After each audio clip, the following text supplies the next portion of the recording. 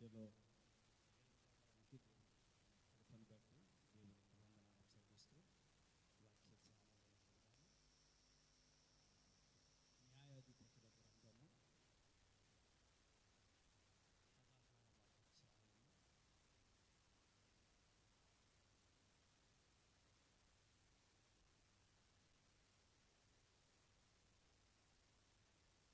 17వ దేవుని సన్నిధిలో చేసుకుని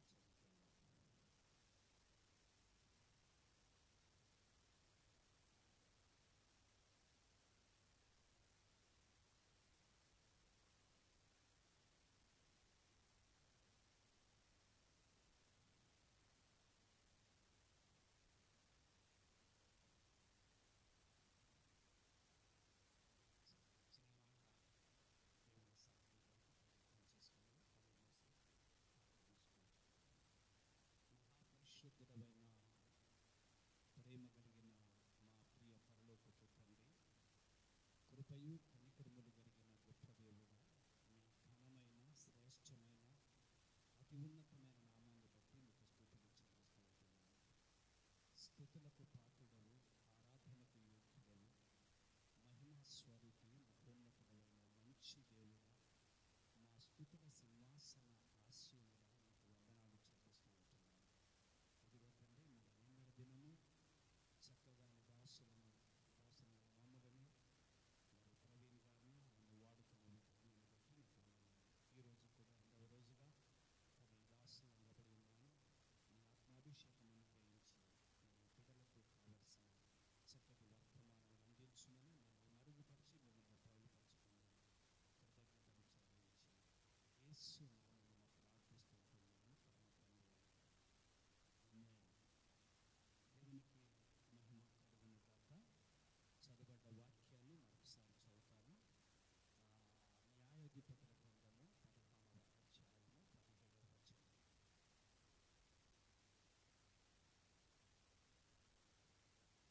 అప్పుడు అతడు తన అభిప్రాయమును ఆయనకు తెలియజేసి, నేను నా తల్లి గర్భం నుండి పుట్టినది మొదలుకొని దేవునికి నాజీరు చేయబడిన వాడనై ఉన్నాను.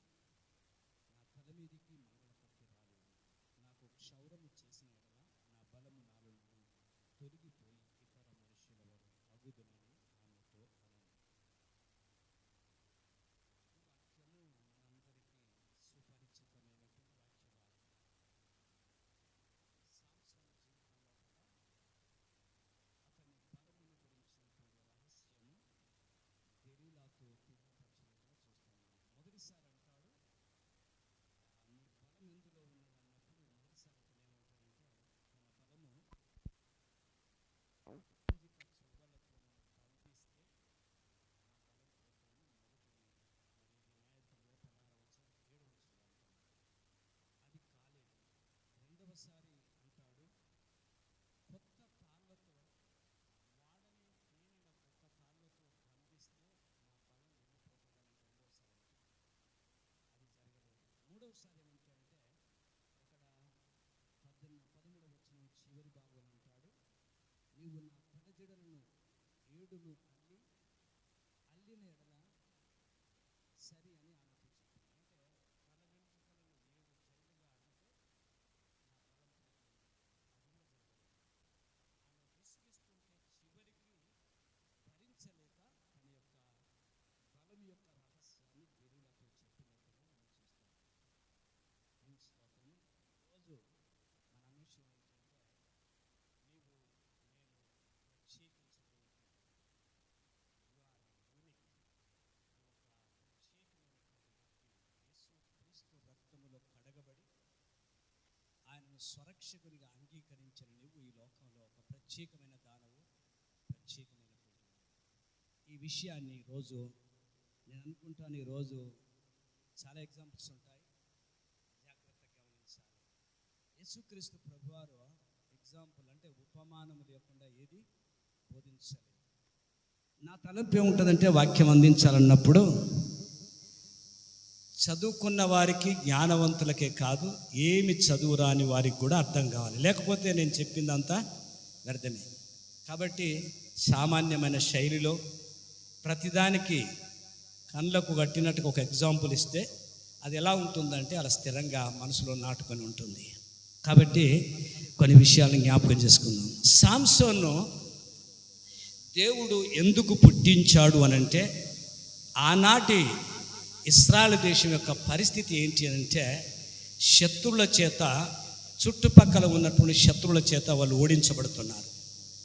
మరి ముఖ్యంగా ఫిలిస్తీన్ల చేత, ఫిలిస్తీన్ల సర్దారుల చేత వాళ్ళు ఓడించబడుతున్నటువంటి దినాలవి. కాబట్టి సాంసోను దేవుడు పుట్టించడానికి కారణం ఏంటంటే, ఇశ్రాయేలులకు ఆదరణగా ఉండడానికి, శత్రువులకు భయంకరమైనటువంటి పెనుదెబ్బగా, అంటే అతన్ని చూస్తే భయపడే రీతిగా దేవుడు సాంసోను ఈ లోకంలో పుట్టించినట్టుగా మనం చూస్తుంటాం. అతన్ని పుట్టించిన ఉద్దేశము శత్రువుల బారి నుంచి ఇశ్రాయేలును కాపాడడానికి దేవుడు అతన్ని ప్రత్యేకించాడు. అందుకే నజీరు చేయబడినటువంటి వాడు, ప్రత్యేకించబడినటువంటి వాడు, అభిషేకించబడినటువంటి వాడు, ఒక ప్రత్యేకమైన పని కొరకు ఏర్పాటు చేసుకున్నటువంటి వాడు మరి సాంసోనే ఉంటున్నట్టుగా చూస్తూ ఉంటున్నాం. దేవునికి స్తోత్రము. ఒక విషయం ఎప్పుడైనా గమనించాలి, దేవుడు మనలో ఒక పని కొరకు, అది చిన్న పని పెద్ద పని కాదు, కానీ ఒక పని కొరకు ఎన్నుకున్నప్పుడు ఆ పనిలో బాధ్యత కలిగి, జాగ్రత్త కలిగి, ఆ పనికి న్యాయం చేకూర్చేటువంటి విధానంలో పని చేయాలి. అది చిన్నదా పెద్దదా కాదు.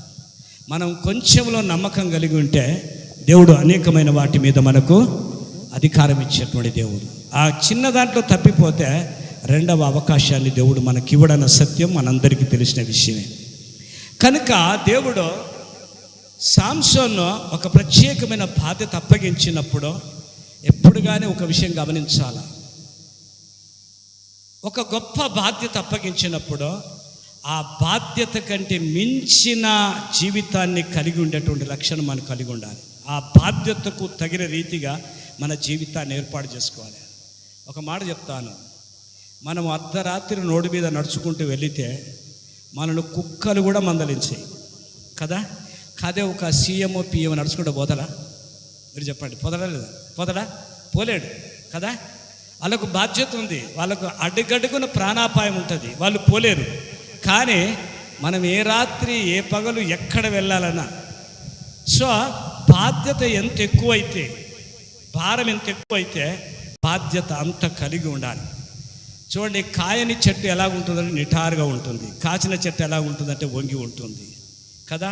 బాధ్యత గల వాడు వంగి ఉంటాడు, అణిగి ఉంటాడు, తగ్గించుకుంటాడు, ప్రేమిస్తాడు, లోబడతాడు. ఎదిగిన వాడే. ఎదిగినటువంటి వారికి ఆలోచన ఉండదు కనుక బాధ్యతారహితంగా ప్రవర్తిస్తున్నట్టుగా మనం చూస్తుంటున్నాం.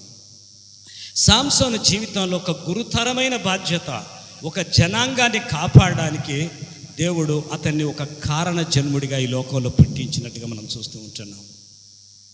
ఈ మధ్యలో చదివాను, డాక్టర్ బిఆర్ అంబేద్కర్ గారు లండన్ స్కూల్ ఆఫ్ ఎకనామిక్స్లో చదివాడు. ఆ కాలేజీ నుంచి ఒకే ఒక్క డాక్టరేట్ అట ప్రపంచంలో ఇంతవరకు ఎవరు తీసుకుని, ఆయన ఒక్కడే తీసుకుంటాట. అదే కాలేజీలో మా బాబు చదివాడు. కాలేజీలో డిస్టింక్షన్లో పాస్ అయ్యాడు. మాకు గర్వంగా చెప్పగలను. ఎందుకంటున్నానంటే, మన జీవితం లోపల పుట్టాము, రక్షించబడ్డాం, పెరుగుతున్నాము, దేవునిలో ఉంటున్నాం. కానీ నీకంటూ ఒక ప్రత్యేకమైనటువంటి లక్షణాలు కలిగి లోకంలో జీవించాలని దేవుని యొక్క సంకల్పం. ఏ ఒక్కరూ కూడా అప్రయోజకులుగా దేవుడు పుట్టించలేదు. అందరము దేవునికి నీకు ఇచ్చిన పరిధిలో దేవుని నువ్వు స్తుతించాలని, ఘనపరచాలని దేవుని యొక్క సంకల్పం ఉంటున్నట్టుగా చూస్తూ ఉంటున్నావు. నువ్వు ప్రత్యేకమైనటువంటి వాడు. కానీ సాంసోను తన జీవితంలో చేసింది ఏంటంటే, తన ప్రత్యేకతను మర్చిపోయినట్టుగా చూస్తూ ఉంటున్నాం. ఏమండి, ఇప్పుడు ఉన్నతమైన స్థితిలో ఉన్నటువంటి వారు కొన్నిటికి మితంగా దూరంగా ఉంటారు. మరి వాళ్ళ గురించి చెప్పాలో నాకు తెలియదు, కానీ కోట్ల డబ్బులు ఉన్నటువంటి వారు మద్యం సేవించటము కానీ లోక సంబంధమైన పాపాలు చేయడానికి వాళ్ళు దూరంగా ఉంటారు. ఎందుకంటే వాళ్ళ గొప్పతనాన్ని కాపాడుకోవడానికి. మరి లోకంలో ఉన్న వారి ఆ రీతిగా ఉంటే, దేవుని ప్రజలమైనటువంటి మనము, దేవుని సేవకులమైనటువంటి మనము ప్రత్యేకించబడ్డాం కనుక ప్రతి విషయము లోపట, అందుకే పౌలు అంటాడు, పందెపు రంగమునందు పరిగెత్తువాడు అన్ని విషయములో మితముగా ఉండాలి. అన్ని విషయములో మితంగా ఉండాలి. మితంగా ఉండటమే కాకుండా నేనే ఆ పరుగు పందెంలో గెలవాలి, నేనొక్కరినే గెలవాలనే ఉద్దేశంతోటి ప్రతి ఒక్కరూ పరిగెత్తాలని దేవుని యొక్క సంకల్పం ఉంటుంది. ఈరోజు ఒక ప్రత్యేకమైన రీతిలో వాక్యపు వెలుగులో మనం ధ్యానం చేద్దాం. ఈ మధ్యలో మా సండే స్కూల్లో పిల్లలు పాటలు పాడారు. దేవుడు కొందరిని పొట్టిగా కొన్నిసార్లు మనం ఎన్నోసార్లు అనుకుంటాం, నాకు అందము లేదనుకుంటాం, నాకు కలర్ లేదనుకుంటాం, ఏమండి నేను ఎత్తుగా లేననుకుంటాం, నేను తక్కువ కుటుంబంలో పుట్టాననుకుంటాం, కొన్నిసార్లు డబ్బు లేనటువంటి స్థలంలో ఉన్నాననుకుంటాం. ఇవన్నీ రకరకాలుగా అనుకుంటాం. కానీ మనం తయారు చేసినటువంటి వాడు సృష్టికర్త అయినటువంటి దేవుడు. అది మనం జ్ఞాపకించుకోవాలి. ఆయన, నేను నిన్నటి రోజు చెప్పాను, అనంత జ్ఞాని, అధిక బల సంపన్నుడు. ఆయన నిన్ను ఎలా సృష్టించాలో, నీకు ఏ రూపం ఇయ్యాలో, ఏ డిజైన్లో నిన్ను సృష్టించాలో అంతా ఆయనకు తెలుసు. నీ పరిస్థితులన్నీ కూడా ఆయన తెలిసే నిన్ను సృష్టించాడు, నీకు రూపం ఇచ్చాడు. కాబట్టి నీకున్న దాంట్లోనే దేవుని మహిమపరచాలని దేవుని యొక్క సంకల్పమై ఉంటున్నట్టుగా మనం చూస్తూ ఉంటున్నాము. దేవుని నామానికి మహిమ కలుగును గాక. ఈరోజు కొన్ని ఎక్కువగా రెఫరెన్స్ ఉపమానాలు మీకు ఇవ్వాలని ఆశపడుతున్నాను. కొన్నిసార్లు అవి లోక సంబంధమైన, ఆత్మ సంబంధమైన ఆ ఉపమానాలు మన జీవితానికి ఉపయోగపడాలని నా ఉద్దేశం. చూడండి, తలంచండి, ఒకసారి అనుకుందాం. క్రికెట్ అంటే ఎంతమందికి ఇష్టం? ఏం సిగ్గుపడదు, చేయొద్దండి. క్రికెట్ అంటే నాకు కూడా చాలా ఇష్టం, చాలా ఇష్టం. ఒకసారి ఎవరు? విరాట్ కోహ్లీ సెంచరీ కొట్టాడు. సెంచరీ అద్భుతంగా కొట్టేసి పక్కకు వచ్చాడు. వచ్చినప్పుడు విలేకరులు అతన్ని అడిగారు, ఎందుకు అంత స్పీడ్గా, అంటే బాల్ ఎంత స్పీడ్గా వేస్తారంటే 160 కిలోమీటర్ల స్పీడ్లో వేస్తారు ఆ బాల్. ఏమండి, మనకి ఏర్పడదు. ఆ బాలు 160 స్పీడ్ తోటి వేస్తారు. ఒక ఎక్స్ప్రెస్ బస్ కంటే ఎక్కువ స్పీడ్ తోటి అది వెళ్తుంది ఆ బాల్ కనుక మిస్ అయ్యి తలకు తగిలితే తల పగిలిపోవాల్సిందే. అంత స్పీడ్గా 160 కిలోమీటర్ల స్పీడ్తో వేస్తారు. ఆయన అడిగారట, మరి అంత వేగంగా వేసేటువంటి ఆ బాలును నువ్వు ఎలా ఎదుర్కొంటావు, ఎలా ఫేస్ చేస్తావు నువ్వు, అంత స్పీడ్ కదా అంటే, ఆ విరాట్ కోహ్లీ ఇచ్చినటువంటి సమాధానం ఏంటి అని అంటే, నా కోచ్ రఘు అతడు నెట్ ప్రాక్టీస్ చేసేటప్పుడు అతడు బాల్ ఎంత స్పీడ్గా వేస్తాడంటే 180-190 కిలోమీటర్ల స్పీడ్తో వేస్తాడు. 180-190 కిలోమీటర్ల స్పీడ్తో వేసేటువంటి ఆ బాల్ని ఎదుర్కొనేట్టు నేను గ్రౌండ్లో ఆడుతున్నప్పుడు నాకు వచ్చేది 160 కిలోమీటర్ల స్పీడే. కాబట్టి అది నాకు చాలా ఈజీ, అదెంత పెద్ద సమస్యగా అనిపించదు. నా కోచ్ నన్ను ఎలా ఆడిస్తే నేను అలా ఆడుతాను. ఆయన ఇచ్చిన ఇన్స్ట్రక్షన్ ఏ రీతిగా ఉంటాయో అవి నేను ఫాలో అయినట్టయితే ఖచ్చితంగా నా విజయాన్ని సాధిస్తాను.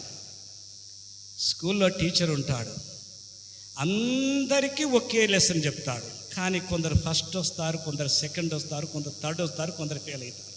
కారణం ఏంటంటే వారు రిసీవ్ చేసుకున్నటువంటి విధానం. ఓకే, మరి క్రికెట్ తెలిసినటువంటి వాళ్ళు చెప్పాలి. ఈ మధ్యలో ఒక అబ్బాయి ప్రపంచ రికార్డును బ్రేక్ చేసినటువంటి వాడు ఉన్నాడు. అతని పేరు చెప్పగలరా అమ్మా? Very good, Vaibhav Suryavanshi. అతని ఏజ్ ఎంత? Only 14 years. మీరు గమనించండి, 14 ఇయర్స్ అబ్బాయి ప్రపంచ రికార్డును బ్రేక్ చేశాడు. అతడు ఐపీఎల్లో వచ్చేసి ఎన్ని రోజులైంది? 19th ఏప్రిల్కు ఐపీఎల్ మ్యాచ్లో అతను సెలెక్ట్ అయ్యాడు. అతని తండ్రి ఏం చేశాడు అని అంటే, అతని ఇంట్రెస్ట్ను చూసి, అతడు పెద్ద ఉన్నవాడుగా, చాలా పేదవాడు, తనకున్నదంతా అమ్మి అబ్బాయికి కోచింగ్ ఇప్పించాడు. వాని ఏజ్ 14 ఇయర్స్. 19th ఏప్రిల్కు ఐపీఎల్లో ఎంటర్ అయ్యాడు. 28th ఏప్రిల్కు మొట్టమొదటిగా ఐపీఎల్ మ్యాచ్లో బ్రేక్ చేసినటువంటి ప్రపంచ విజేత ఎవరంటే క్రిస్ గేల్, వెస్టిండీస్ వాడు కదండి, తెలుసు కదా, మ్యాచ్ చేసిన క్రిస్ గేలే కదా.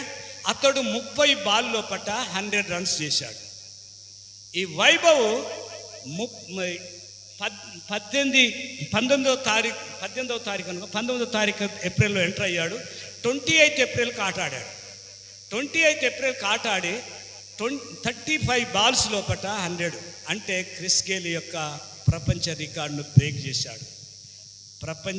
మన భారతదేశ ప్రధాని అయినటువంటి మోడీ అతన్ని ఎంతో ప్రశంసించినట్టుగా చూస్తున్నాం. ఇంత చిన్న ఏజ్లో ఒక పేద కుటుంబం నుంచి వెళ్ళి ఈ అబ్బాయి ప్రపంచ రికార్డును సాధించాడు అని చెప్పేసి అతన్ని ప్రశంసించినట్టుగా మనం చూస్తున్నాం. ప్రపంచ దేశాలు కూడా ప్రశంసించాయి.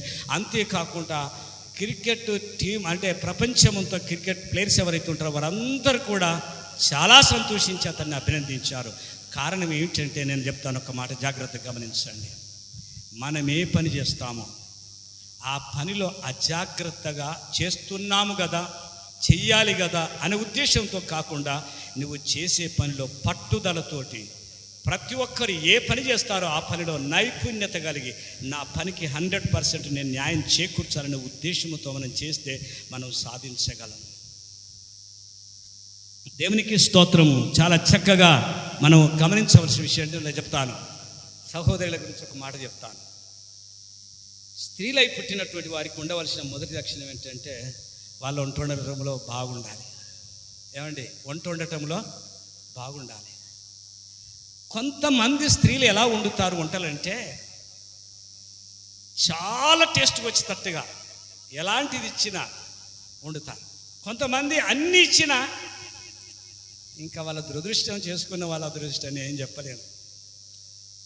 ఏ స్త్రీ అయితే ఇంట్లో చక్కని వంటకాలు చేస్తుందో ఆ చేసుకున్న భర్త అదృష్టవంతుడు, ఆ పిల్లల అదృష్టవంతుడు. కానీ వంటుండరాని వాళ్ళు ఉంటారు కదా.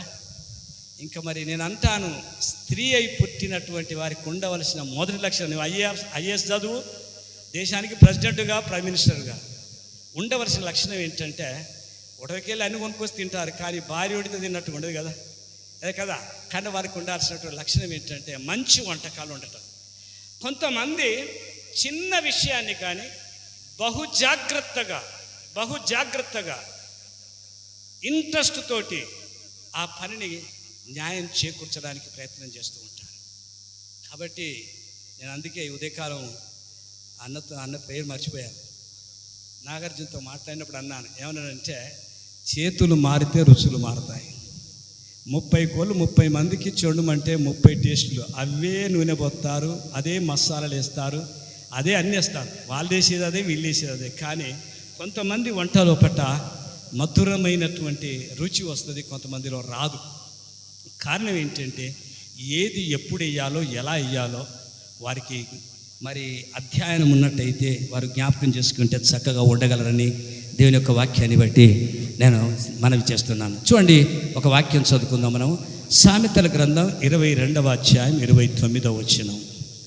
సామెత, అయ్యా తన పనిలో నిపుణత గల వారిని చూచితివా, అల్పులైన వారి ఎదుట కాదు. దేవునికి స్తోత్రం. ఏమంటున్నాడు? తన పనిలో నిపుణత గల వారిని చూచితివా. తన పనిలో నిపుణత గలవారిని అంటే నువ్వే పని చేస్తావో ఆ పనిలో నీ నైపుణ్యం చూపించాలి. ఆ పనిలో నీకంటే మించి వేరే వాడు చేయకూడదన్నటువంటి ఆలోచన కలిగి ఉండాలి. నువ్వు అందరూ చేస్తారండి పనులు, చేరా అమ్మ మీరు, నేను అనుకుంటాను దయచేసి మీరు కొంచెం ముందుకు జరిగితే మంచిది. ఎందుకంటే వెనక వచ్చిన వాళ్ళు ముందు వచ్చి కూర్చోవాలంటే వాళ్ళకి ఇబ్బంది ఉంటుంది. Please come forward. కొంచెం ముందు జరగండి అమ్మా, జరగాలి.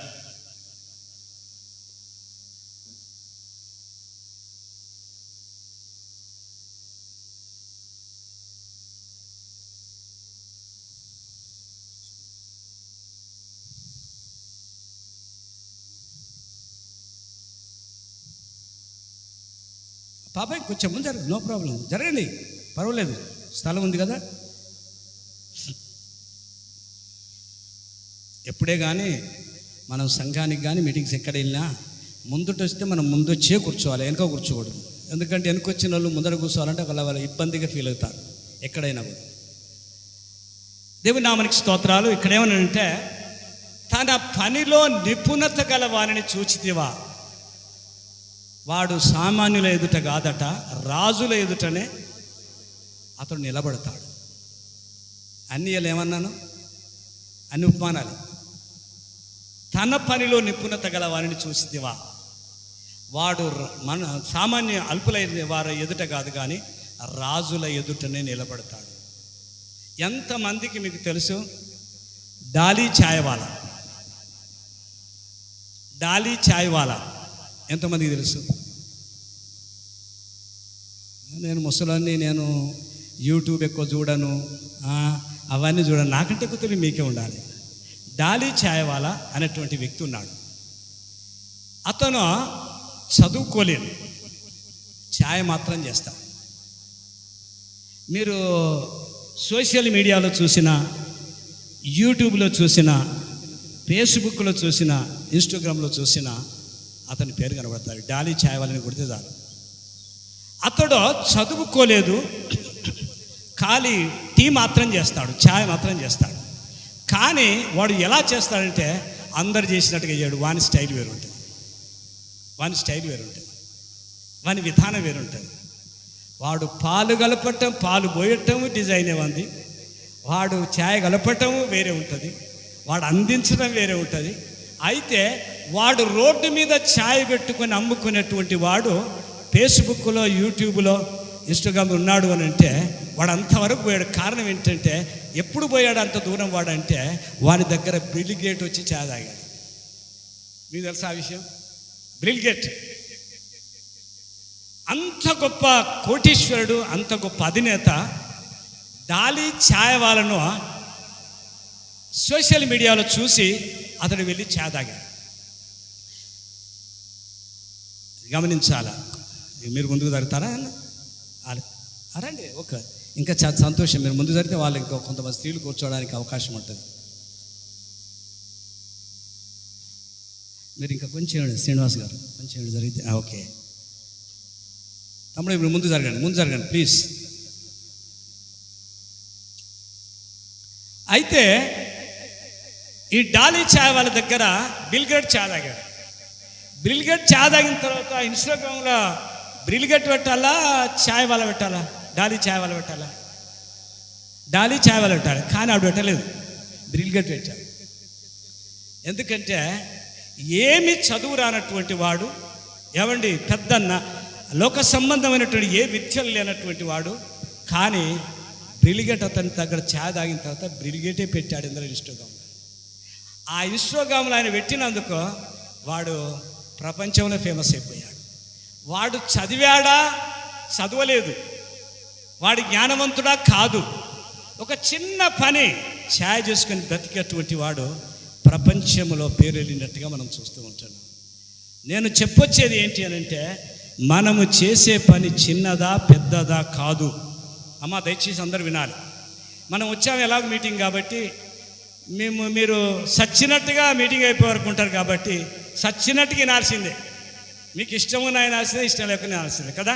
కాబట్టి గమనించండి, మనము ఏ స్థితిలో ఉంటాం. అందుకే యేసు ప్రభు వారు కూడా ఒక మనిషిని ఆశీర్వదించినప్పుడు ఎలీషా దగ్గర ఉన్నటువంటి శిష్యుల్లో ఒకని భార్య అతను చనిపోయినప్పుడు, అయ్యా నీ దగ్గర ఉన్నటువంటి శిష్యుడు చనిపోయాడయ్యా అని ఆమె సమస్య చెప్పినప్పుడు ఆ ఎలీషా ప్రవక్త అయినటువంటి ఎలీషా అడిగాడు ఏంటంటే, నీ దగ్గర ఏముంది అన్నాడు. ఏం లేదయ్యా, కొంచెం కుండలో, మీకు అర్థమైపోయాడు, కొంచెం నూనె ఉన్నదని. ఆ కొంచెం నూనెతోటి ఆశీర్వదించాడు. దేవుడు మోషేను సేవకు పిలిచినప్పుడు, పరిచర్యకు పిలిచినప్పుడు నీ దగ్గర ఏముందంటే ఆయన ఏమన్నాడు, నా దగ్గర కర్ర మాత్రమే ఉందని. చాలు, ఆ కర్రని నేను వాడుకుంటానన్నాడు.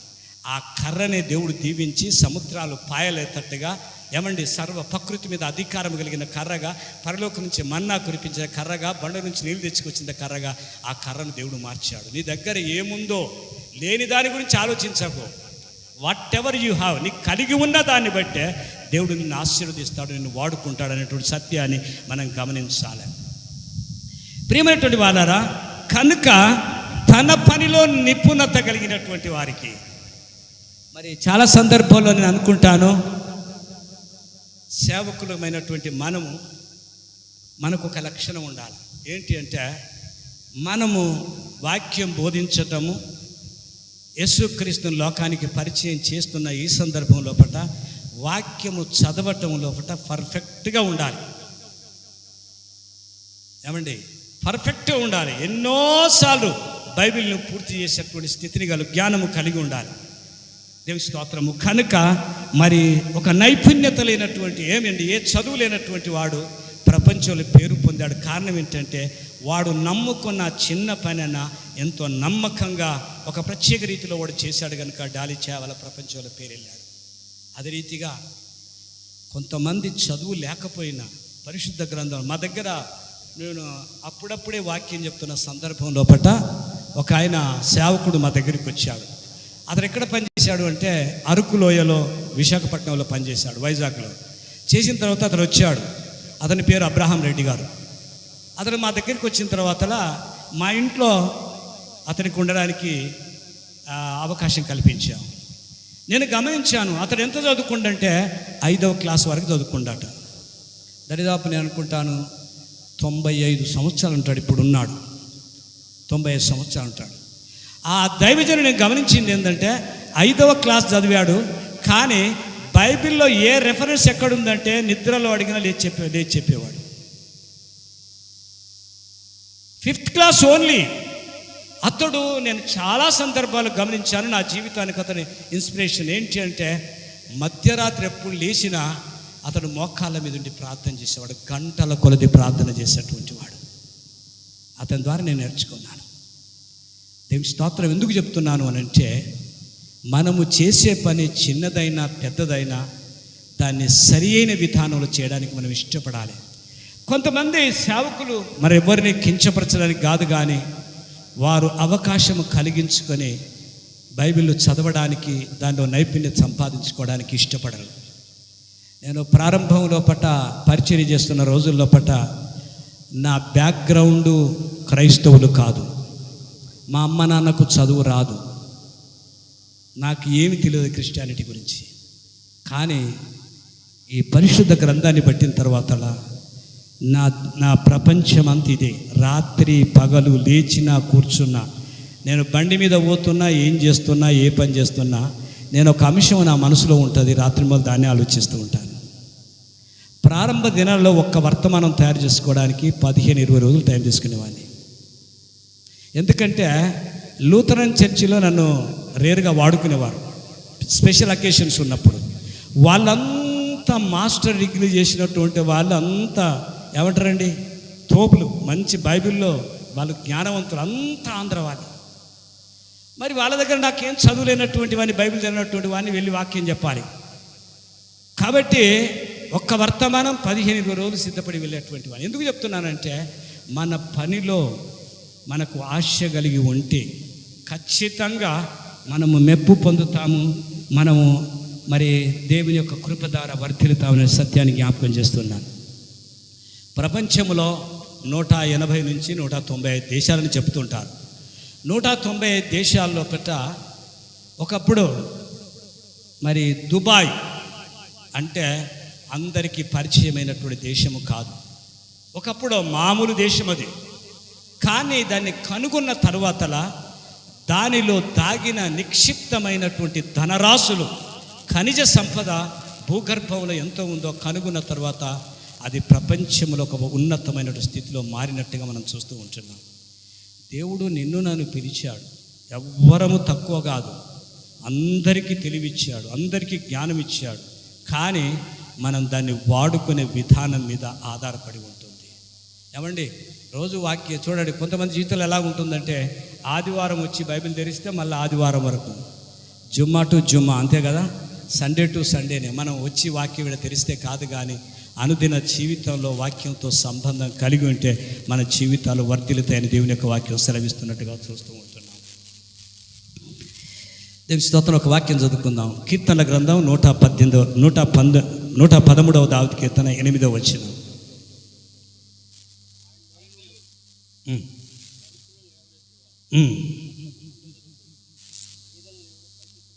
అవును, ఆయన నేల నుండి 113వ దావీదు కీర్తన 8వ వచనములో ఇలా ఉంది. ఆయన నేల నుండి దరిద్రులను లేవనెత్తువాడు, పెంట కుప్ప మీద నుండి బీదలను పైకెత్తువాడు. పెంట కుప్పల నుంచి వెళ్ళి బీదలను పైకెత్తువాడు. నేనైతే అలాంటి వాడిని. పెంట కుప్ప అంటే ఒక మామూలు స్థితిలో మా కుటుంబ పరిస్థితి ఎలాంటిదంటే, ఉదయము భోజనం చేస్తే సాయంత్రం మధ్యాహ్నం ఏముంటుందో మాకు తెలియదు, అంత పేదవాళ్ళం. దేవుని స్తోత్రం. అలాంటి స్థితి. నేను బీఎస్సీ చదువుకున్న రోజుల్లో హైదరాబాదులో ఓయూలో చదువుకున్నాను బీఎస్సీ. నా 3 సంవత్సరాలు ఒకే డ్రెస్. నాకు ఆ డ్రెస్ విడిస్తే ఇంకో డ్రెస్ లేదు. నిన్నటి రోజు మనం యెరూషలేము వెళ్తున్న గాడిదను గురించి తలంచాము. నేను యేసును మోసే గాడిదగా తయారైన తర్వాతలా ఈనాడు నాకు 70-80 జతల బట్టలు ఉన్నాయి. 70-80 జతల బట్టలు. నేను ఒక డ్రెస్ వేసుకుంటే అది 3 నెలలకో 4 నెలలకో తర్వాత అది దొరికితే వేసుకుంటాను, లేకుంటే కొన్ని రోజుల తర్వాత లోపల పెట్టినటువంటి తీసినప్పుడు అది కొత్త డ్రెస్ లాగా అనిపిస్తుంది. ఒకప్పుడు ఒక్క డ్రెస్ కూడా ఉండేటువంటిది కాదు. ఒకటే డ్రెస్తో 3 సంవత్సరాలు బీఎస్సీ చేశాను. ఎందుకు చెప్తున్నానంటే, నా యేసును వెంబడించిన తర్వాత, ఆయనను మోసే గాడిదగా నేను తయారైనప్పుడు ఆయన నన్ను ఎంతగా దీవించాడు. కొన్నిసార్లు 2000 సంవత్సరంలో పట్ట ఆంధ్ర ప్రాంతంలో పట్ట హోసన్న మినిస్ట్రీలో పనిచేశాను. ప్రతి ఉద్యోగం చేసేవాడిని. ప్రతి శనివారం వాళ్ళు ఏం చేసేవాళ్ళు అంటే, నాకు టికెట్ బుక్ చేసేవాళ్ళు. నెల్లూరు వెళితే ఉదయకాలం నెల్లూరు దిగితే ఉదయకాలం నెల్లూరులో, మధ్యాహ్నం కావలిలో, రాత్రి నెల్లూరు కావలి, రాత్రి ఒంగోలులో 3 స్థలాల్లో వాక్యం చెప్పి రాత్రి మళ్ళీ చార్మినార్ ఎక్స్ప్రెస్ ఎక్కి మండే మార్నింగ్ హైదరాబాద్కి వచ్చి మండే మధ్యాహ్నం నుంచి డ్యూటీకి వెళ్ళేటువంటి వాడిని. అలా పరిచయం చేశాను. అప్పుడు నేను దిగగానే రైల్వే స్టేషన్ పక్కన సింహపూర్ లాడ్జ్ ఉంది. ఒకవేళ ఆ అన్నకు పరిచయం ఉండాలి. ఆ రైల్వే స్టేషన్ పక్కన సింహపూర్ లాడ్జ్ అని ఉంది. అది 3 స్టారో 5 స్టారో ఒకటో ఉంది. నన్ను రిసీవ్ చేసుకోవడానికి ఒక కోటీశ్వరులు, నేను దిగక ముందే నా కోచి నా నెంబర్ అని చెప్పేవాళ్ళు ఆడొచ్చి ప్లాట్ఫామ్ మీద ఉండి నా బ్రీఫ్ కేసు నా సూట్ కేసు తీసుకెళ్తుంటే నేను వెనక వెళుతున్నప్పుడు నేను అనుకునేవాడిని, నా కండల్లో నీరు తిరిగేది. ఎస్ అయ్యా, ఒకప్పుడు సమాజంలో గుర్తింపు లేనటువంటి వాడిని, ఒకప్పుడు నా బంధువుల్లో ఎవరు లెక్క చేయనటువంటి వాడిని ఎక్కడికి తీసుకొచ్చావయ్యా, ఎంత కృప చూపావు ప్రభా. ఎందుకంటే యేసును మోసే గాడిదగా నువ్వు ఉన్నట్టయితే సంపూర్ణంగా మోయడానికి ఇష్టపడు. నీ బ్రతుకు మారుస్తాడు, నీ జీవితాన్ని రూపురేఖలన్నీ మార్చేసేటువంటి దేవుడు నీ దేవుడు. వంతుకు పరిచర్య చేయకూడదు, వంతుకు దేవుని వెంబడించకూడదు. సంపూర్ణంగా ఆయనను వెంబడించేటువంటి స్థితిలో మనం కలిగి ఉండాలి. పెంట కుప్పలో నుంచి వెళ్ళి బీదలను, అమ్మ మీ మనసుని పెట్టండి, పెంట కుప్పల నుంచి వెళ్ళి బీదలను లేవనెత్తువాడు. పాత పేపర్ ఏమండి, మనం చదివి పడేసిన పేపర్ ఉంటుంది, పాత బట్టలు ఉంటాయి, చెత్త ఉంటాయి. అదేం వింత కాదు. అదే అటువైపు చూడకండి, నా వైపు చూడండి. పాత పేపర్ ఉంటుంది, పాత బట్టలు ఉంటాయి, చెత్త ఉంటుంది.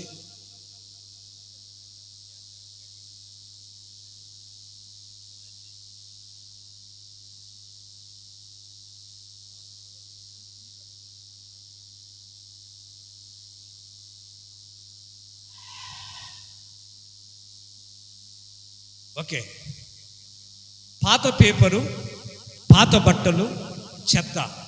అయ్యా మీ మనసు పెట్టి పెట్టండి. అంటే వాళ్ళు కడతారులేండి, వాళ్ళ మనసులు కాదు, మీకు వాళ్ళే పని చేయగొట్టుకోరు, మీరేం చేస్తారు, మీ కొరకాలు చేస్తారు. ఇక్కడ వినండి, పాత బట్టలు, పాత పేపరు, చెత్త.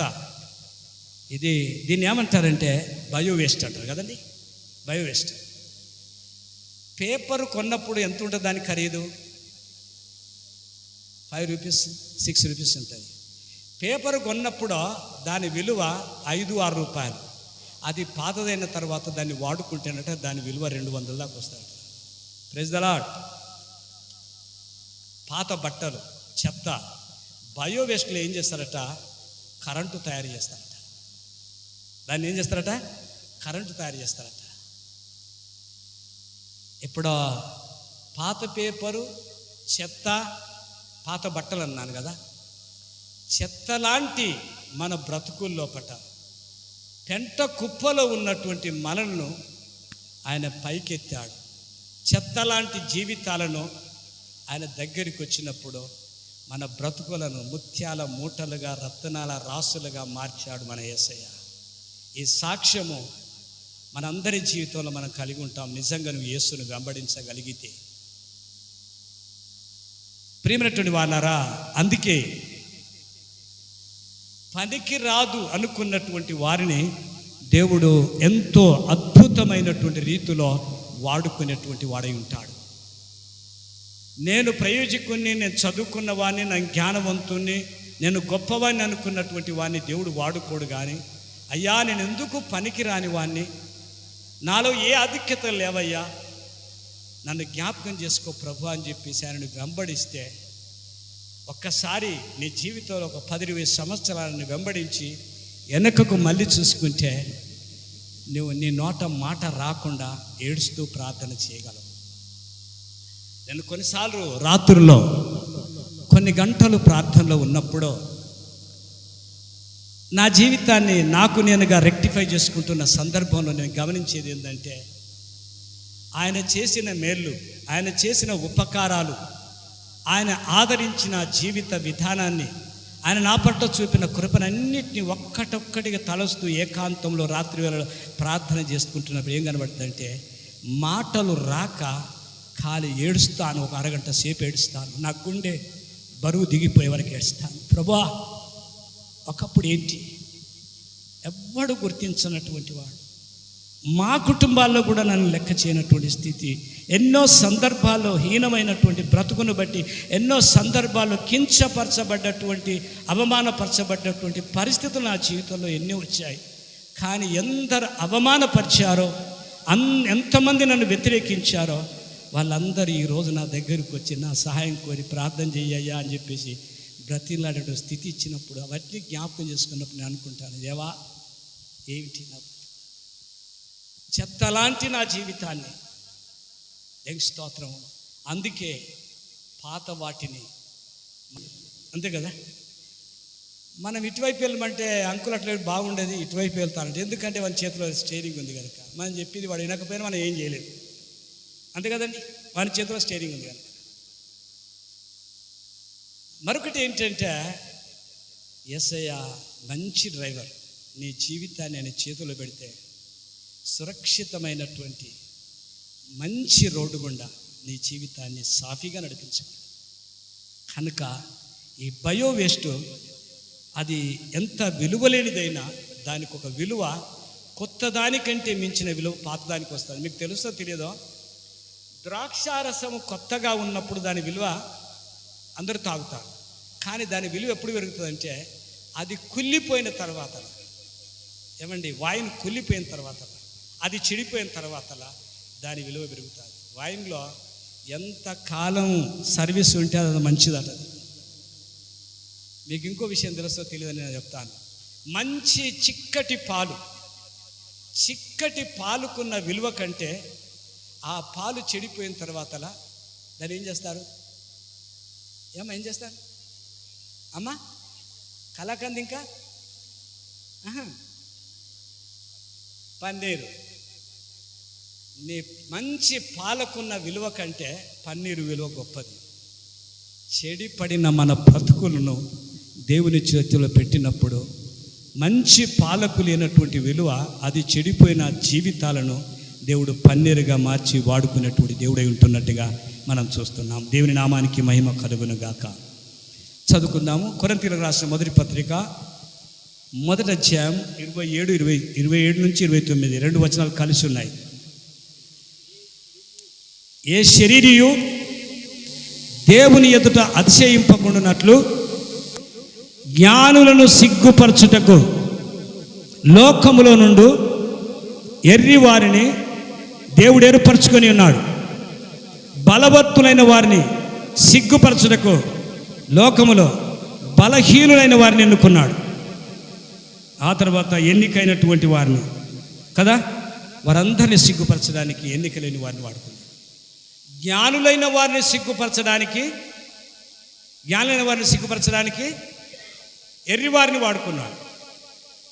మరి దేవుని పరిచయం చేయాలంటే మనం వెర్రివారం కావాలి కదా. జ్ఞానవంతులు అనుకుంటే దేవుడు ఆశీర్వదించాడు. జ్ఞానులైన వారిని సిగ్గుపరచడానికి ఎర్రివారిని అనుకున్నాడు. బలవంతులైనటువంటి వారిని సిగ్గుపరచడానికి బలహీనులను వాడుకున్నట్టుగా చూస్తూ ఉంటున్నాం. ఎన్నికైన వారము యోగ్యులమన్న వారిని సిగ్గుపరచడానికి తృణీకరించబడిన వారిని దేవుడు వాడుకున్నట్టుగా చూస్తుంటున్నాం. మనందరికీ బాగా తెలుసు, మీ అందరికీ తెలుసు, బల్బ్ ఎవరు కనిపెట్టారు? థామస్ అల్వా ఎడిసన్ కదా. అతడు తెలివైనటువంటి వాడా? అతడు ఎంత తెలివి తక్కువ వాడంటే అంత తెలివి తక్కువవాడు. నేను చెప్పాను కదా. ఆ ప్రిన్సిపాల్ రాసేదట లెటర్, ఏమని రాసేదంటే, your son is stupid, don't send to school అని చెప్పి పంపించాడు. ఆ లెటర్ తీసుకొచ్చి తల్లికి ఇచ్చాడు. ఎందుకు పనికిరాడు నీ కొడుకు, రేపటి నుంచి స్కూల్కి పంపక విని అన్నాడట అని ప్రిన్సిపాల్ లెటర్ రాసిందట. మనందరికీ తెలిసి విషయం. ఆ తల్లి ఆ లెటర్ చదువుకుంటే ఏడ్చిందట. దేవా, ఇంత పనికి మాలిలోని నాకు ఎందుకు ఇచ్చినావు ప్రభా అని ఏడ్చిందట. ఏడ్చిన తర్వాతలా ఆ పిల్లోడు తల్లి మీదికి ఎక్కుతూ అమ్మ కన్నీళ్ళు తుడుచుకుంటానడట. మమ్మీ ఎందుకు ఏడుస్తున్నావు అన్నాడట. ఆమె ఏం సమాధానం చెప్పింది తెలుసా? అరే బాబు, ఆ స్కూల్లో నీకంటే తెలివైనోడు ఎవరు లేడట, ఆ టీచర్లందరూ నీకు చదువు చెప్పడానికి సరిపోని వారట, కాబట్టి రేపటి నుంచి మీ అబ్బాయిని పంపకు, అంత తెలివైనోడికి మేము చదువు చెప్పలేమని రాశారా అన్నదట. ఆ తల్లి ఎట్లా కవర్ చేసి చూడండి. ఆ తర్వాత అన్నదట, మరి కార్పొరేటర్ స్కూల్లో చదివించాలంటే మనకు స్తోమత లేదు, ఆ స్కూల్లో వద్దంటుండు, కాబట్టి బాబు రేపటి నుంచి టీచరు నేనే నీకు అని చెప్పేసి ఆ తల్లి ఏం చేసిందట, ఆమె మహాభక్తి పర్రాలు. ఆమె ఏం చేసిన, పిలిపిలకు రాష్ట్ర పత్రిక 4వ అధ్యాయం 12వ వచనం ఏముందంటే, నన్ను బలపరచు అని ఎందు నేను సమస్తము చేయగలను. అది టేబుల్ మీద పెట్టిందట. ప్రతిరోజు ఆ వాక్యం చదవాలా, ప్రార్థన చేయాలి వాడు. ఆ తర్వాత తల్లి చదువు చెప్పాలి. ఎంతవరకు చెప్పింది? 5వ క్లాస్ వరకు చెప్పింది వాడికి చదువు.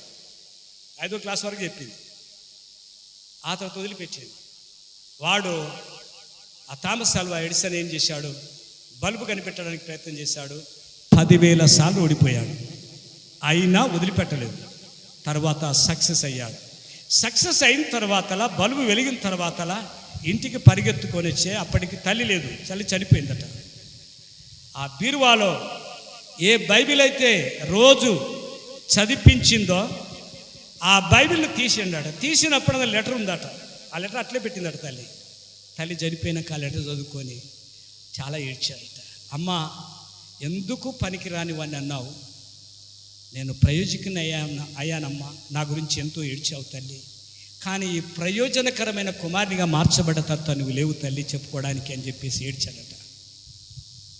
ఆయన అన్న సాక్ష్యం ఏంటంటే, ఆయన ఇచ్చిన స్టేట్మెంట్ ఏంటంటే, పరిశుద్ధ గ్రంథమైన బైబిల్ నన్ను వెలిగించింది, నేను లోకాన్ని వెలిగించాను.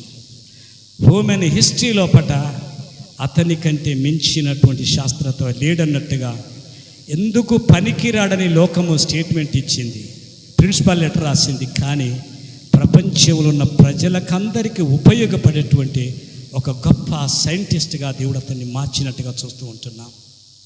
దేవుని స్తోత్రం. మన జీవితంలో పట ఎందుకు పనికిరానటువంటి మన బ్రతుకులను ఆయన చేతులు పెట్టినప్పుడు దేవుడు అద్భుతంగా ఆశీర్వదించేటువంటి దేవుడై ఉంటున్నట్టుగా చూస్తూ ఉంటున్నాం. దేవుని స్తోత్రం. మరి మోషే జీవితం గురించి చదివినప్పుడు మనకు ఒక విషయం అర్థమవుతుంది. మోషేను దేవుడు ఎప్పుడు సేవ కొలిచాడంటే 80వ సంవత్సరంలో సేవ కొలిచాడు. అందరికీ తెలుసు. మోషే జీవితాన్ని 3 భాగాలు, 40 కదా. మొదటి 40 సంవత్సరాలు మోషే ఏమనుకున్నాడంటే, ఏమండి, మొదటి 40 సంవత్సరాలు రాజకుమారుడిగా పెరిగాడు కదా. ఐగుప్త రాజకుమార్తె భవనములో రారాజుగా పెరిగాడు. అప్పుడు ఆయన ఏమనుకుండంటే, ఆ 40 సంవత్సరాలు ఏమనుకుండంటే, కాలరెగిరేశాడు. ఐ ఆమ్ సంథింగ్, నన్ను మించినోడు లేడు. ఎందుకో తెలుసా? ఐగుప్త దేశంలో ఉన్న సకల విద్యల యందు ప్రావీణ్యత కలిగినటువంటి వాడు మోషే. నతివాడా చదువు ఒక మాట. అపొస్తల కార్యం 7వ అధ్యాయం 22వ వచనం. అపొస్తల కార్యం 7వ అధ్యాయం 22వ వచనం.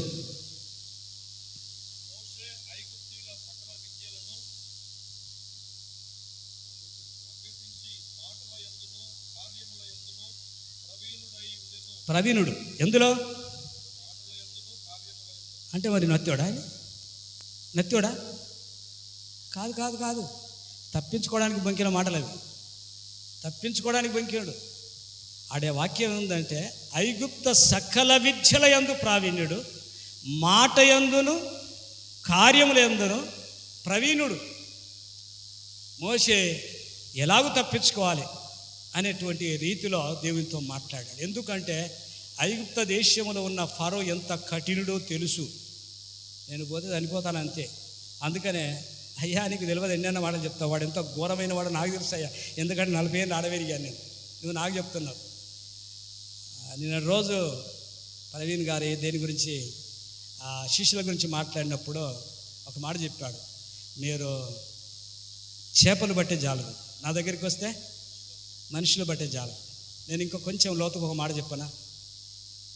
చేపలు పడతారు కదా, చేపలు బట్టి ఏం చేస్తారు అని అంటే బ్రతికున్న చేపలను చంపి అమ్ముతారు. చేపలు పట్టేవాడని బతుకుంటాయి, వాటి చంపి అమ్ముతారు. కానీ యేసయ్య దగ్గరికి వచ్చే చచ్చిన మనుషులకు జీవం పోస్తారు. హల్లెలూయా! అది దేవునిలో ఉన్నటువంటి ప్రత్యేకత. నువ్వు దేవుని దగ్గరికి వస్తే నేను పనికిరాను, నువ్వు పనికిరావు నాకు తెలుసు ఆయనకు తెలియదా? నువ్వు ఎలాంటి వాడు నేనంట. సకల విద్యలందు ప్రావీణ్యుడైనటువంటి మోషే అంటున్నాడు, అతని చేతుల్లో కర్ర ఉంటే అతను ఎంత బలాఢ్యుడో, ఎంత జ్ఞానం కలిగినటువంటి వాడు, ఎంత నైపుణ్యత కలిగినటువంటి వాడు. సకల విద్యల యందు ప్రావీణ్యుడు, మాట యందు కార్యముల యందు నేర్పరి. కానీ బొంకుతున్నాడు. కారణం ఏంటంటే ఐగుప్త పోతే ఎట్లుంటుందో నాకు తెలుసు, అక్కడ ఆట ఆడతా ఇవన్నీ ఏం పనికిరావాడా అది తెలుసు. కానీ దేవుని శక్తిని అనుభవించినటువంటి మోషే, దేవుని నామానికి స్తోత్రాలు. కనుక మోషే భయపడ్డాడు అక్కడికి వెళ్ళడానికి. కొన్ని స్థలాలకు వెళ్ళమంటే మరి వ్యతిరేకత ఉన్న స్థలానికి వెళ్ళటం మనం భయపడతాం. కానీ ప్రార్థనాపూర్వకంగా వెళితే ఖచ్చితంగా దేవుని కార్యమును కనులారా మనం చూస్తాం. మోషే టాలెంటు మోషకు తెలియదు. దేవుడు మోషను సేవకు ఎవరిని పిలుస్తాడు సేవకు అంటే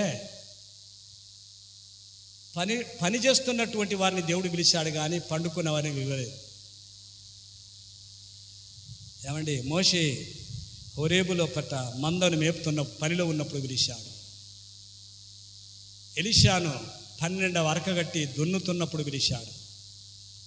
పౌలును ఆయన లోక సంబంధమైనటువంటి ఆలోచనలు కలిగి ఉక్రోషంతో దేవుని ప్రజలను నాశనం చేయాలని వెళుతున్నప్పుడు దేవుడు పిలిచాడు. దేవుడి పిలుపు మరి మంచి పనివంతులను, భారం కలిగినటువంటి వారిని ఆయన పరిచర్యకు పిలిచేటువంటి వాడై ఉంటున్నట్టుగా చూస్తున్నాం. పేతురును పిలిచాడు. ఎప్పుడు పిలిచాడంటే 3 సార్లు బొంకినటువంటి పేతురుతో దేవుడు అంటాడు, 3 సార్లు అంటాడు, పేతురు నువ్వు నన్ను ప్రేమిస్తున్నావా? దేవుడు ఎంత ప్రేమ గలవాడండి. నేను కొన్నిసార్లు అనుకుంటాను, ఎన్నిసార్లు అబద్ధం ఆడతాము, ఎన్నిసార్లు మోసం చేస్తాము, ఎన్నిసార్లు వాక్యానికి వ్యతిరేకంగా ఉంటాము, అయినా ఆయన ఓర్మితో, ఆయన ప్రేమతో ఆయన మనల్ని ఇంకా ప్రేమిస్తున్నటువంటి దేవుడే ఉంటున్నట్టుగా చూస్తూ ఉంటున్నాం. నేను ఒక మాట నేను జ్ఞాపకం చేస్తాను, మరి అందరు చెప్పాలి, నాకైతే అర్థం కాదు. నేను ఒక మాట చెప్తాను. యేసుక్రీస్తు ఈ రాత్రి రేపు 2వ రాకడ గురించి మాట్లాడాలనుకుంటున్నాను. ఒక మాట చెప్తాను.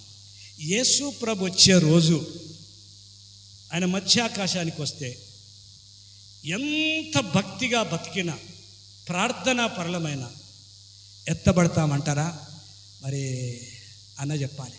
ఎంత భక్తిపరలమైన యేసు ప్రభు మధ్యాకాశంలోనికి వచ్చి కడబూర మోగినప్పుడు మనం ఎంత భక్తిగా ఉన్నా ఎత్తబడతామా?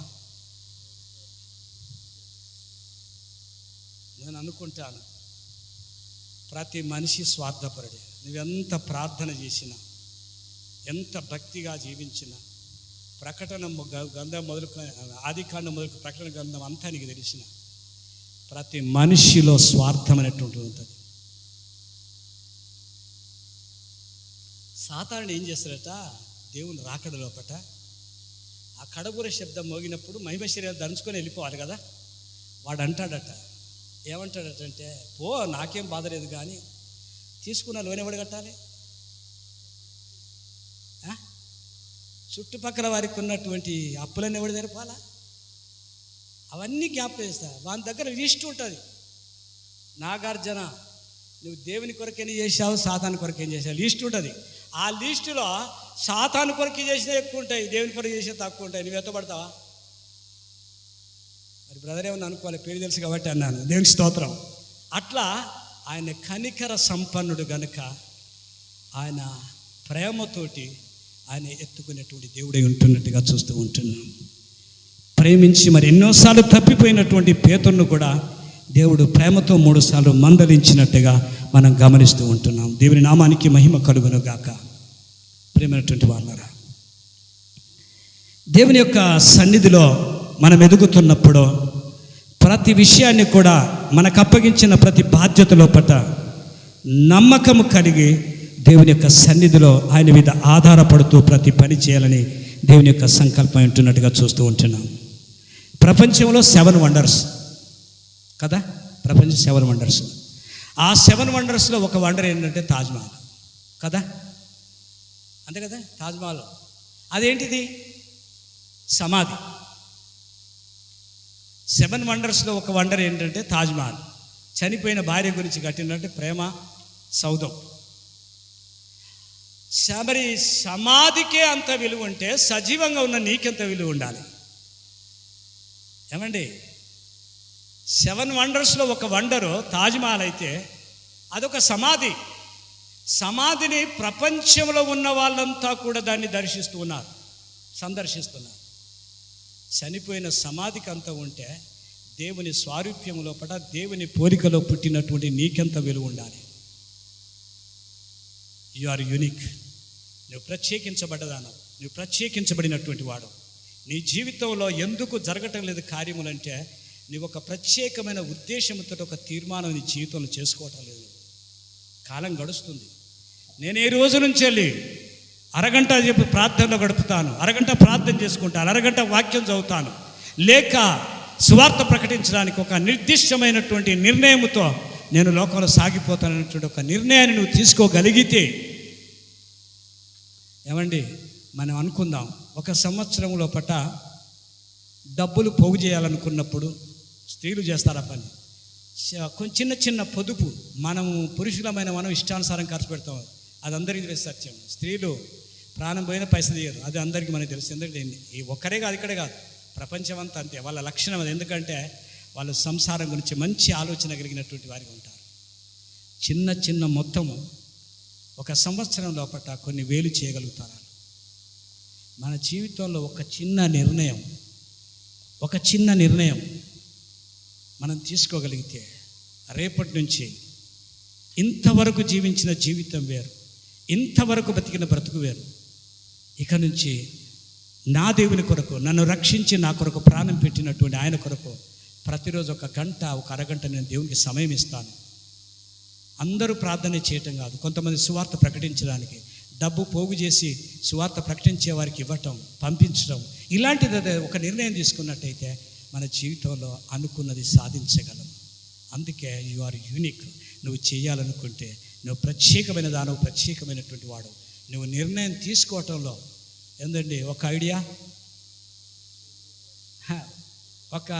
ఐడియా జీవితాన్నే మార్చేస్తుంది. ఒక నిర్ణయం నీ జీవితాన్ని మార్చేస్తుంది. మరి అన్నగారు, మరి ఇక్కడ ఉన్నటువంటి వాళ్ళు ఎంతో శ్రమపడి, ఎంతో డబ్బు ఖర్చు పెట్టి, ఎంత ప్రయాసంతో ఈ మీటింగులు పెట్టారు. మరి యేసును రక్షణ పొందనటువంటి వారు ఈ సమయంలో రక్షణలో నడిపించబడాలని నేను కూడా, మా సంఘం కూడా అనేక, మరి శాంతికుమార్ అన్న 3 నెలల ముందు నాకు ఫోన్ చేశాడు. మరి 3 నెలల ముందు నుంచి మేము ప్రార్థన చేశాం. మరి మంచి వాక్యం అందించాలి, రక్షణ లేనటువంటి వారికి రక్షించబడాలా, రెండవ రక్షించబడినటువంటి వారు నిరీక్షణ కలిగి ఒక నూతనమైన ఉద్దేశంతో వారి జీవితాలు మలుపు కలిగి నూతనంగా క్రీస్తులో వాడబడాలి, వారి జీవితాలు మార్చుకునే ఉద్దేశంతో ఎంతో భారంగా ప్రార్థించి ఈ స్థలానికి వచ్చినట్టుగా చూస్తున్నాం. అందుకే సమాధులకి అంత విలువ ఉంటే సజీవంగా ఉన్న నీకు ఎంత విలువైనటువంటి దానివో, ఎంత విలువైనటువంటి వానివో గ్రహించాలని దేవుని యొక్క వాక్యం సెలవిస్తున్నట్టుగా చూస్తూ ఉంటున్నాం. నేను అనుకుంటాను ఏంటంటే, వాక్యం చెప్పటం కొన్ని విషయాలు జ్ఞాపకం చేస్తూ దానికి అనుబంధంగా ఒక ఉపమానాన్ని జోడించినట్టయితే అది సరిగ్గా మన జీవితంలో ముద్రించబడతాన ఉద్దేశంతో కొన్ని ఉపమానాల యొక్క ప్రసంగాలు ఎన్నుకోవడం జరిగింది. ఈ మాట చెప్పేసి, ఈ ఉపమానం చెప్పేసి నా యొక్క వర్తమానాన్ని ముగిస్తాను. ఒకరోజు నేను చెప్పానా అమ్మాయి గురించి? చెప్పాను, రాత్రి చెప్పాను అనుకుంటా కదా. గార్డెన్లో ఉన్నటువంటి అమ్మాయి పాట పాడుతుంది. ఒక అమ్మాయి పాట పాడుతుంది. చెప్పానా? నేను రాత్రి చెప్పాను అనుకుంటా. ఒక అమ్మాయి గార్డెన్లో కూర్చొని పాట పాడుతుంది. చాలా అందంగా ఉంది. ఆమె అందానికంటే ఎక్కువ ఆమె కంఠము చాలా బాగుంది. పాట పాడుతుంది. ఆ గార్డెన్లో ఉన్న వాళ్ళంతా ఆమె దగ్గరికి వచ్చి ఆ పాట విన్నారట. విన్నప్పుడు ఒక అబ్బాయి, చెప్పానా, అబ్బాయి చంటి ముక్కు వికారం ఉంటుందట. వాడు వచ్చి నిలబడ్డాడు. వాడిని అందరూ హేళన చేశారట. ఎందుకు? వాని ముక్కు అలా ఉండి ఆడు ఏది మాట్లాడినా చాలామంది ఇన్సల్ట్ చేశారట.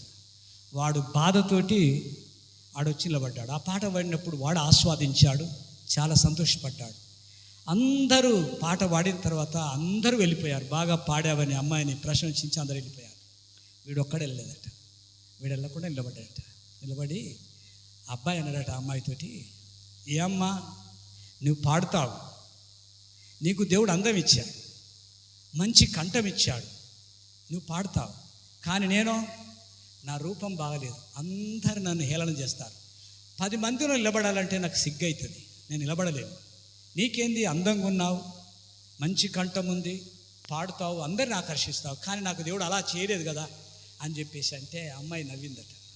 నవ్వి అమ్మాయి అన్నదట, ఏ నీకేమైంది, బాగున్నావు కదా అన్నదట. అంటే లేదు, నువ్వు చాలా అందంగా ఉన్నావు, మంచి కంఠం ఉంది అని చెప్పేసి, నా ముక్కు చూడు, నన్ను అందరు ఇన్సల్ట్ చేస్తారని చెప్పేసి అంటే అమ్మాయి నవ్విందట. నవ్వి అన్నదట, నిలబడి అట్లాగే అని చెప్పేసి ఈ చేతిలో ప్లాస్టిక్ చేతులట, 2 చేతులు తీసిందట.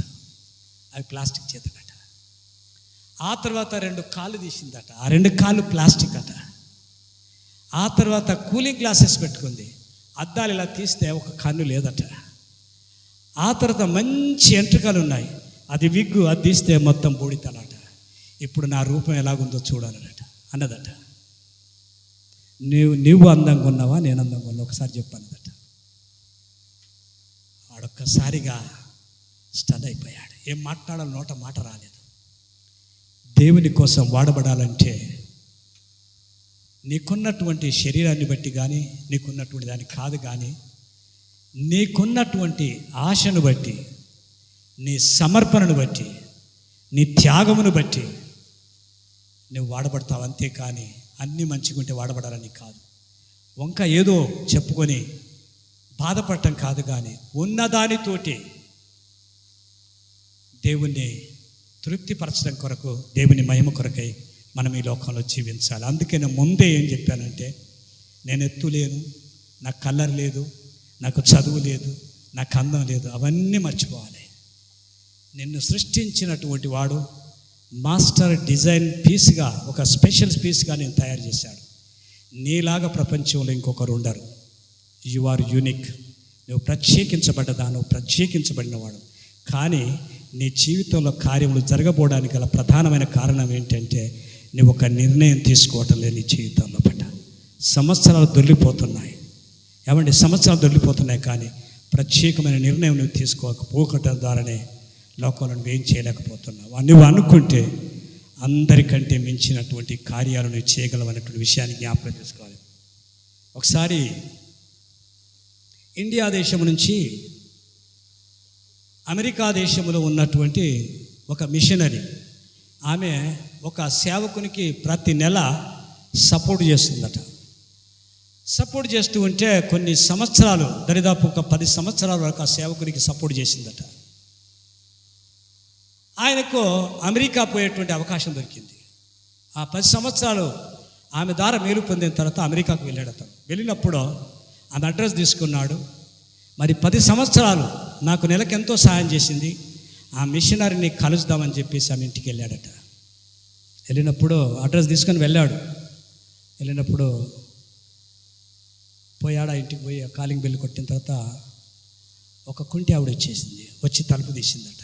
తీసిన తర్వాత, అమ్మ నేను పలానా ఆమె కొరకు వచ్చాను. ఓకే, ఆమె లేదు, కూర్చోండి అని చెప్పేసి కూర్చోబెట్టి కాఫీ అవన్నీ ఇచ్చి అది చేసిన తర్వాత, ఎవరి కొరకు వచ్చావంటే ఆయన పేరు చెప్పిండట. ఓకే, మరి ఎందుకని వచ్చావు అది అని చెప్పేసి అంటే, ఈ గతించిన 10 సంవత్సరాలు ఆమె ద్వారా నేను మేలు పొందాను. మరి అమెరికాకు వచ్చేటువంటి అవకాశం దొరికింది కనుక ఆమెను చూసిపోదామని వచ్చాను అని చెప్పేసి అనుకున్నాడు. ఆ ఇంట్లో ఆమె పని మనిషి అనుకున్నాడట. కానీ కాసేపు మాట్లాడిన తర్వాత, అతను టిఫిన్ పెట్టిన తర్వాత ఆమె అన్నదట, ఆమె చెప్పిందట, సాక్ష్యం చెప్పిందట. ఏం సాక్ష్యం చెప్పిందట అంటే, ఆమెకు 2 కాళ్ళు లేవు. ఆమెకు 2 కాళ్ళు లేవు. చేతులంతా బలంగా ఉన్నాయి. ఆమె రాత్రి పగలు స్వెటర్లు అల్లుతుందట.